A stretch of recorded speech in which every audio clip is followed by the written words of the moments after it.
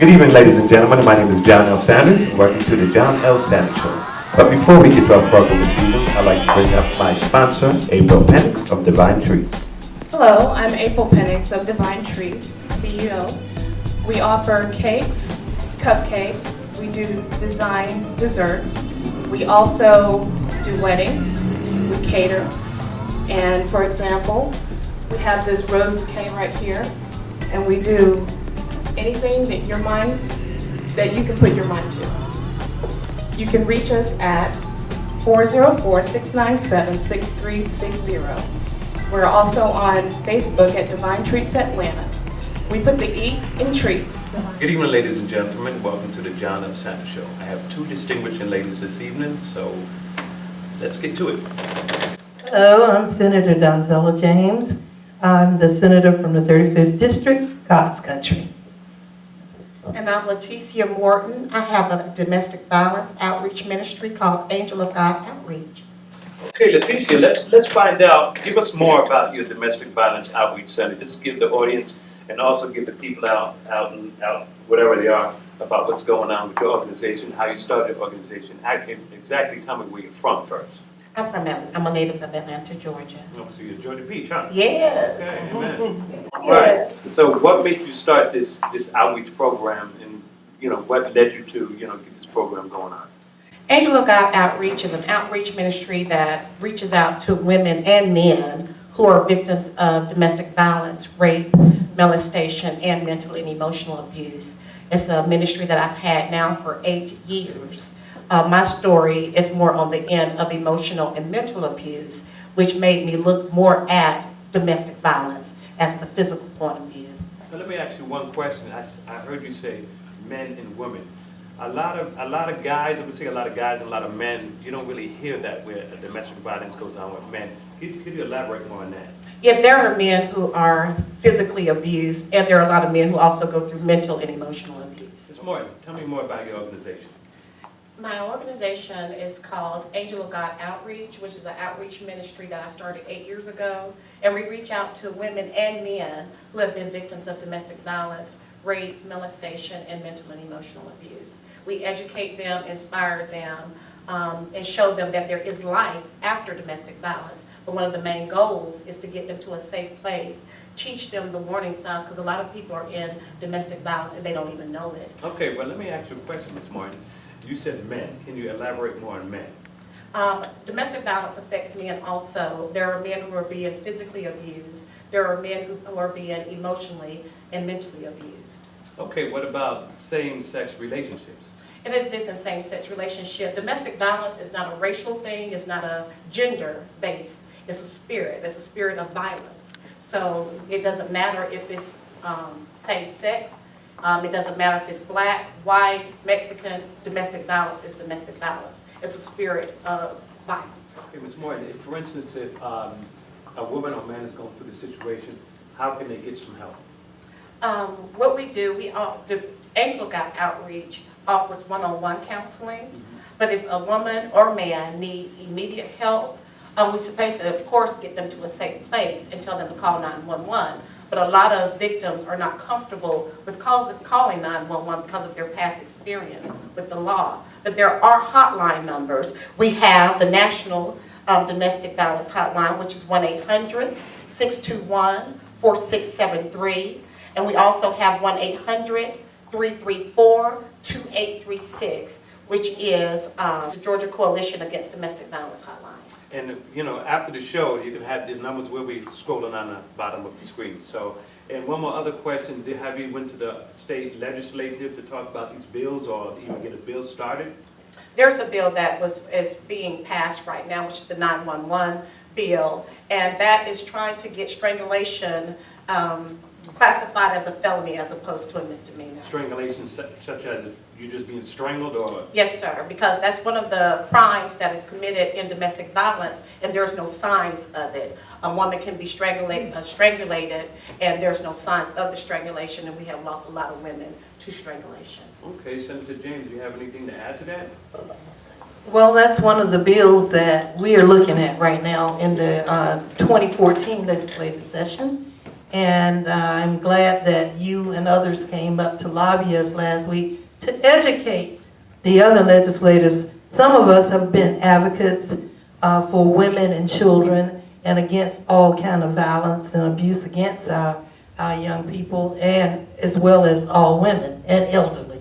So I was one of them. I passed legislation in the past. So I'm very, very happy to see this. In 2000, we had a lot of young people on the street corners, and we found out that most of them were abused, or they were looking for love or whatever in the wrong place. Somebody would lure them, evil predators would lure them into their lives and then put them on the street corners. And many of the kids would go to school every day, get picked up on Friday, go on the street corners, get brought back home on Sunday evening. I couldn't believe that they were not just children with no mother and father. Some of them were from families. But they had abuse problems or they had some mental challenges. Yes. And we studied and we went out on the streets, some of us undercover. And in 2001, I was able to pass a bill that I authored called the 2001 Child Sexual Commerce Act, making it a felony to pimp or pander children 18 and under. We have to save our children.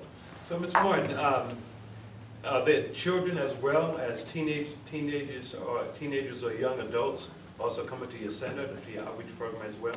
Yes, Georgia is #1 in the nation for teen domestic violence. We're number 10 in the nation for adult domestic violence. People ask me all the time, why are the stats so high? And I tell people, kids emulate what they see. So do you contact their parents, or do you keep that confidential? I mean, do they go through defects? How does that work? You would refer a child to a counselor. It's very dangerous to tell a child to call 911 on their parents. So now, for instance, if a woman's getting abused or a man's getting abused, do they call you and you come to them, or they come to you? Or is there some type of safe house? How does that work? My goal this year is to open my own safe home. A lot of the safe houses are full, so a lot of times I'll get phone calls and I have the 911 line to call, and I have numbers after numbers of different transitional homes, and a lot of times they're crowded.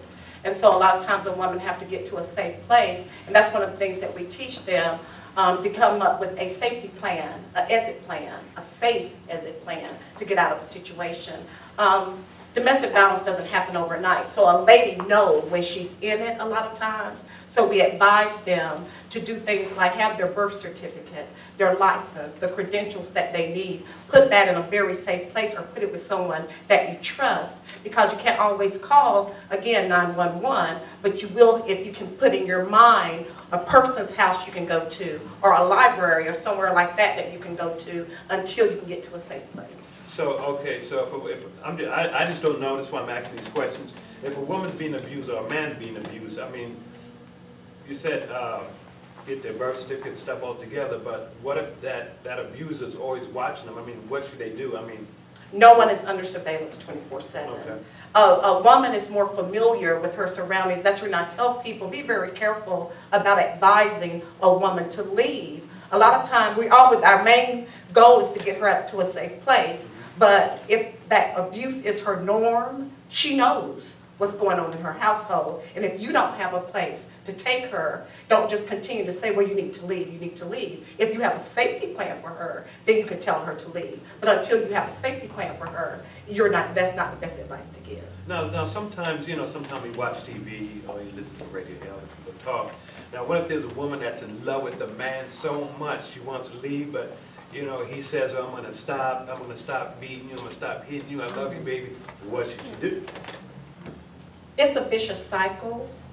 What I tell people all the time, I can move a woman from Atlanta to California, New York, but it starts here. It starts in the mind. So one of the main goals of Angel of God Outreach is to teach women a renewing of their mind, because until they know that it's not acceptable, it will continue.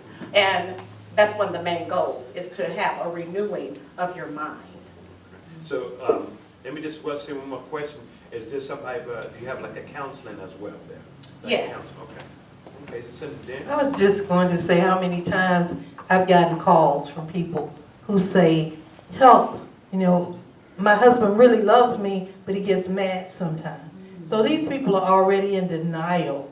They think that he really loves me, but he just gets mad. I did something to make him angry. So it is a change of mindset. And there are many counselors in her organization, as well as with DFACS that's supposed to help. Yes, Unfortunately, DFACS is not. Yes, they're very overcrowded right now, and they have caseloads that they cannot attend to. And we're working very hard to make sure that we strengthen that, not only with the domestic violence or the child abuse, food stamps, the whole works, because we're having so many problems right now.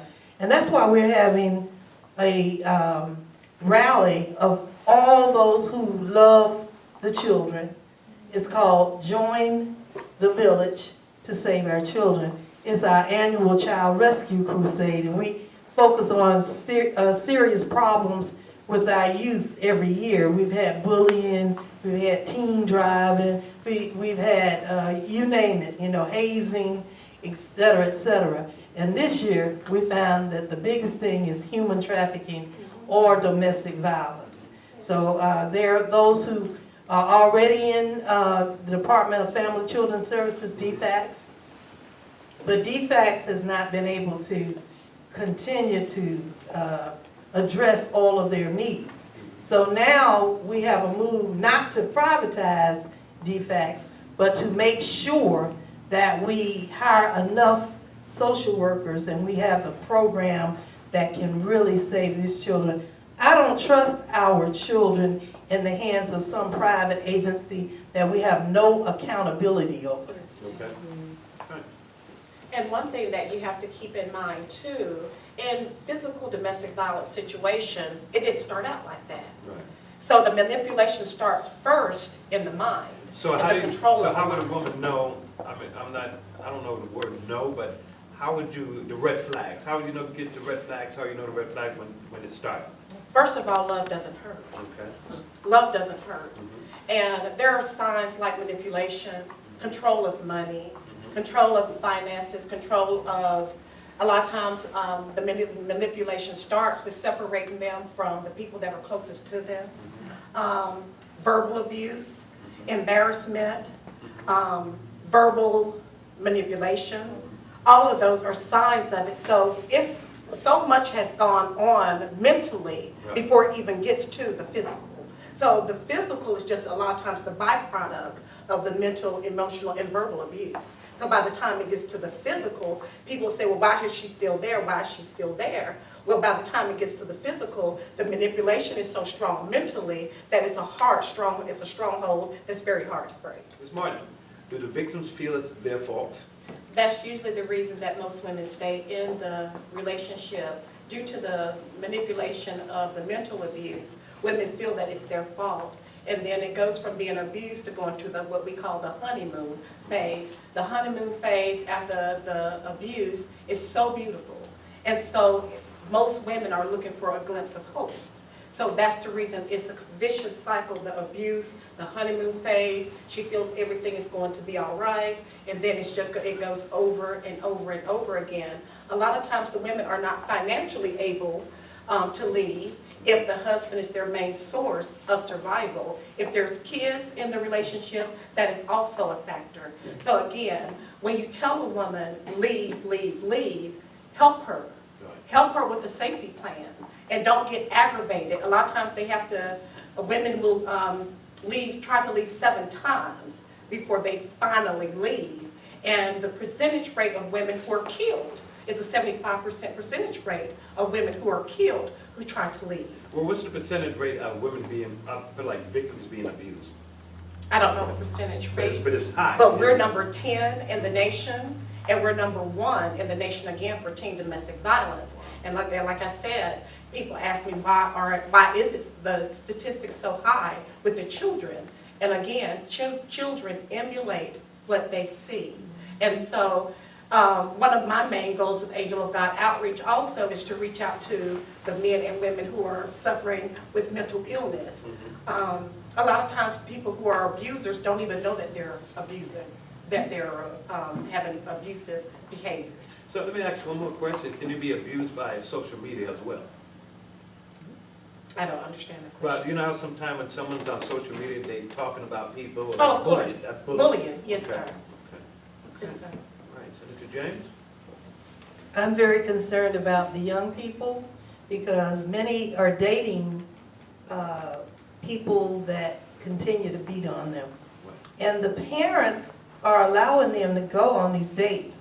So I just wanted the parents to start taking responsibility and knowing who your child is going out with. And have a relationship with your child so that your child can talk to you. Because when we were doing the teen prostitution bill, we found out that those kids, they had mothers and fathers, many of them, but they didn't have a relationship at home. And they felt the mother didn't even care about them or the father didn't. They just wanted to run their own lives. We have these children. We have a responsibility to take care of them and to really know what's going on in their lives. So I say to the parents, it's not just organizations, wonderful organizations such as hers, and legislators who can make laws. We have to have the parents as the first person to see the red flag that you were asking about earlier. So let's again save our children. We have to rescue them. And that's why Join the Village and Save Our Children is going to be so important. That rally will be at 12:30 on this week, which is the 19th of February. And then we'll, It's gonna be on the south wing, right? in the south wing of the state capitol. And if you go to the second floor of the state capitol, you will see it. And we will be there, and the press will be there. And we hope that we can make a positive difference. And we want to talk about your bill too, the 911 strangulation bill, making it a felony. We need to make sure that we have all the tools in place. So when we can meet these people, it won't be like a revolving door. Sometimes they get arrested and then they go right back and they beat them up the next day. Wow. So this has to end. I want to piggyback on what the senator said. Please come out and join the rally. Kids who are participating in violence, a lot of times it's all they know. Right. If a child has seen their mom get abused since the day they've been alive, that's all they know. And they don't know that it's wrong. So it's up to us, those of us who know better, to come out, rally, put our money where our mouth is, and come out and put a stop to it. Stop talking about it and be about it. Okay. And before we wrap it up, could you give me more about your organization? Do you have any upcoming events? Yes, in April I will be having the Angel of God Outreach 6 annual event, and I ask people to please come out, support us. The information will be on my website, which is angelofgodoutreach.org, and I can be reached on Facebook, Leticia Morton on Facebook, and my number is 404-503-8375. And before we close, I would like to give those numbers out again. Sure, go The ahead. number to Georgia domestic violence is 1-866-331-9474. I'm sorry. That number is 1-800-333-HAVEN. That's 1-800-333-HAVEN, which is 1-800-334-2836.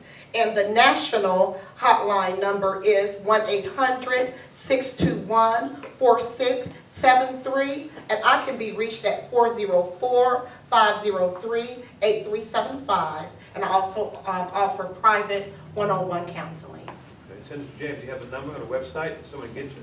Yes, please look us up on Senator Donzella James on the State of Georgia website, or you can just Google me or YouTube me. We give our information out always. But don't forget about the rally. But in addition to the rally, we have Constituents Day at the Capitol on February the 18th. This starts at 8 o'clock in the morning. And then also on March 24th, we will have the 35th Senate District Day at the Capitol, which will start at 8:30 in the morning. We'll have breakfast. You'll be able to come onto the floor of the legislature, and we will recognize you. We'll take pictures with the governor, and you know, it's pomp and circumstance, yes. But you need to go to your state capitol. You pay taxes there. Find out what's going on under the Golden Dome. And we would love to have you. I would love to look up and see you there. So please come and be a part of us. Let us know what you want. We want to serve you. Thank you. Okay, thank you. Now we're going to pause for a break.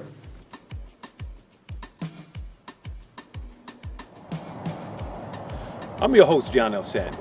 We will be breaking through the walls and attacking controversial issues many of us are afraid to address. Also, we will touch on economical issues, and we will give you information and resources to educate you and to attend your everyday needs, starting off with religion, venturing into homelessness, financial issues, domestic violence, cancer awareness, and special needs kids. We will tackle these topics and many more.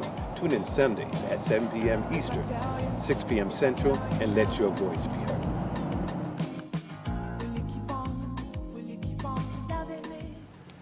Welcome back to the John L. Sanders Show. I mean, April, Penix, and those divine treats. That was so awesome. Let's get back to the show. We have now with Miss Sebrina Durden, and we also have Miss Aleigha Butler. And Miss Butler, tell us what your book is about. All right, well, my book that is out right now is called A Learning Book Just for Me. Oh, wow. And it's a bilingual sing-along learning tool that teaches children foundational English and Spanish, and it comes with a music CD. So are you fluently?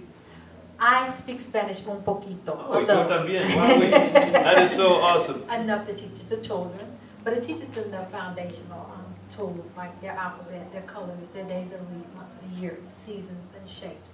And it does it in a fun way, and then it has a music CD to make it fun and reiterate the learning. Okay, where did you learn Spanish? Did you learn it in school or? I learned it in school, Mhm. and then my daughter loved Dora the Explorer when she was growing up. So that's how the idea came about. Wow, I learned Spanish, seriously, folks, it's a true story. I learned Spanish when I was in the Dominican Republic when I was like 10 years old to like 14. So, Louis Infante, thanks a lot for, helping me out with that. And so, Miss Durden, Yes, what about you? I am the executive director of the Jasmine House Foundation, Mhm. which is my daughter's foundation. She started the foundation when she was 9 years old, Right. so I'm here in behalf of her absence today to tell you a little bit about her foundation. And how old is your daughter? Right now, she's 17, Oh, wow, 17-year-old's got her own foundation. right? We've been doing this for quite a long time. It started when she was in the 3rd grade. And it started kind of small with just kind of doing feeding projects or feeding the homeless and doing little just community projects.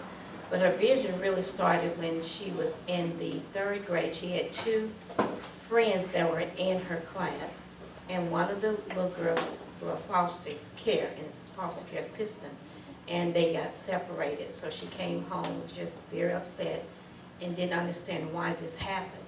So I had to explain to her that sometimes when you're in the foster care system, siblings don't stay together, they are separated. And she had a project to do that during the school year, and the name of the project was, "What Would I Do to Change the World?" And she said what she would do, she would build a Jasmine House, and where she could keep the foster kids together. And that's where we are today. After all those years, we want to open up a Jasmine House for her so we can foster those kids into that house. So right now, is it a process, you're in the process of getting a facility right now, or do you have a facility? I don't have a facility. Okay. We're in the Okay. process of trying to get the funds to open up her first Jasmine House. Really, our projects have been doing is feeding the homeless, which we have fed for the last 6 or 7 years to 300 to 400 people downtown Atlanta. So what areas in Atlanta? I think she said downtown or what other areas? Trinity, it's off of Trinity Street. It is a vacant parking lot, and there's a lot of less fortunate people that migrate in that area. So do you, when you're home, you make meals, or when you get down there, you make sandwiches? How do you do No, we that? do hot food. Okay. We provide a hot meal for them. We treat them as if they're special that day, and we do this event in June. So this is something we have done probably 6 years now. We do shoebox greetings where we wrap shoe boxes every December, and we put toiletry items inside the shoebox, and we deliver it to the children's shelter. And we did about over 300 this year. Yeah, because we spoke briefly about that, and I said I wanted to, help you out, me and the crew, and my producer Erica, we'll come out there, and we'll probably get some sponsors here in Douglas County, to help you out with that, just feel free to let us know. I will, I Okay. will, and we need all the help we can get, because it takes a lot of us. Miss Butler is one of my big volunteers. Leticia Morton is another one that has been with us since day one, they both have. And we have just grown each year. We do coat drives. We also do a school supply drive. So each month or every other month, we have something that we do within the Jasmine House Foundation. But our big event is that we just want to be able to provide a house where we can house our kids, where they can have a safe haven. As Ms. Martin said, that, it reflects the adults, it reflects the children, and I am an advocate for kids, so I just want to be able to help kids in that way. And I wanted to start my first one maybe in Gwinnett County, and then I want to hit every county to open up a Jasmine House so we can protect our kids today, because it's sad to see on the news that every time you look on the news you hear where a child has been either abused or either a child is deceased, and that's hard feeling. Well, I know by one way you can probably start doing that, talk to one of your legislators or talking to one of your county commissioners, maybe you can get maybe a building like $5, they have these buildings that they're not using, so, talk to one of your senators or whoever, they give you a building for little or nothing. Are you a 501c3? I am. There you go, that's all you need, to get your paperwork ready and get it in line and talk to one of these folks. Well, I'm glad you gave me Yeah. that information, that's what I'll do. Yeah. All right, and Miss Butler, give me a little more about that book. Can I take a look at that book? Let me just You read sure through it. can. I'm gonna read through it, folks. All right. But this book, I mean, where can somebody get this book from? Where can They somebody can get this actually book? purchase the book through my website at www.preciousforpanda.com. The book, again, it teaches foundational English and Spanish. And then there, in the very back, there's a music CD. I'm sure you And got the all of it. colors, and the book's very colorful, so it, grabs their attention. And the music CD, of course, one of the children is taking it. Look at that. This CD, I was gonna ask for this book. I don't want this book now. I don't got a CD. But it's okay. That's okay. But the book teaches foundational English and Spanish, and it makes it fun for them. And a lot of times, kids don't realize they're learning when you make it fun. Wow. I like it already. This is geared to what age? It can start as early as a baby, because what you present to them, they're sponges. And so whatever you put in front of them, they're gonna learn it. Well, an adult can actually read this if they want to. And I'm just being honest. An adult can probably read this as well. Yes, Yeah, they can. yeah, it's not funny, yeah. And it can go up to around 2nd or 3rd grade. They can, like I said, learn way past that, but beyond 2nd or 3rd grade, they tend to think they're a little grown, Right. But that's the book that is actually out, and then I have one that's getting ready to come out for the adults, and it's called On Fire to Inspire, and it's a book of encouragement and inspiration. Okay, wow. Wait, so how many books you have wrote already? How many books you wrote already? I've written, this is the one that's out. Uh-huh. I have written a total of 5 more. Wow, wait. So this year I'm gonna be really busy getting those out. So you're gonna have any book signings or anything like that? I am. I haven't set any dates because the release, I'm waiting on the release of On Fire to Inspire. That one will be next. And then there will be an On Fire to Inspire 2 and a book of What did you prayers. say, the On Fire one? On Fire to Inspire. Wow, that's good. I like that. Yes, On Fire thank to you. Inspire. On Fire to Inspire. Okay, Yes. wow, wait. So do you have, Miss Durden? Do you Yes. have any upcoming events coming up? Right now, we're just starting this, the year off. We're going to do a fundraiser that I'm trying to put together in May, because I want to get the community involved and know what we're doing and what we're about. And this fundraiser, I hadn't set the date, but I'm looking at maybe the 2nd or the 3rd Saturday of May. And I would like for the community to come out and help with the fundraiser, because as I stated that we're looking for the funds wherever we can get What them. area are you trying to do fundraising? I'm looking in, I think the area is Stone Mountain area, Lithonia area. I'm looking at a facility there off of Highway 124. And so it's kind of in the middle from 20, so I want everybody to come from all areas of town. And I'm trying to find a facility that's right in the middle for everybody to get on 20, you can get off of 124, where Stonecrest Mall is. Is Stone Mountain part of Lithonia? Is that same thing, or? Well, I think it kind of piggybacks off of one another. I think you have Stone Mountain, then you have Lithonia. Okay. So where the mall is, Stonecrest Mall is in Lithonia, and then if you come up 120, Highway 124, you run right into Stone Mountain. Well, I'll tell you what, if you're gonna do a fundraiser, call my buddy, he's a Councilman Al Franklin out there. Tell him I said to help you out. Hear that, Al? Help these folks out.